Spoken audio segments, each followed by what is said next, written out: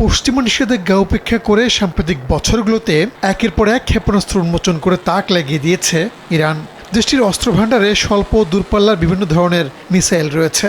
মধ্যপ্রাচ্যে ব্যালিস্টিক ক্ষেপণাস্ত্রের সক্ষমতা ইরানেরই সবচেয়ে বেশি। এছাড়াও রয়েছে অত্যাধুনিক সব ড্রোন ও আকাশ প্রতিরক্ষা ব্যবস্থা। এরই ধারাবাহিকতায় নিজেদের অস্ত্রভাণ্ডারে আরও একটি শক্তিশালী ক্ষেপণাস্ত্র যুক্ত করল দেশটি। রোববার ইতিমাদ নামের ব্যালিস্টিক ক্ষেপণাস্ত্র উন্মোচন করল ইরান। নতুন এই ক্ষেপণাস্ত্রটি 1700 কিলোমিটার দূরত্বে শত্রুর অবস্থানে আঘাত হানতে সক্ষম।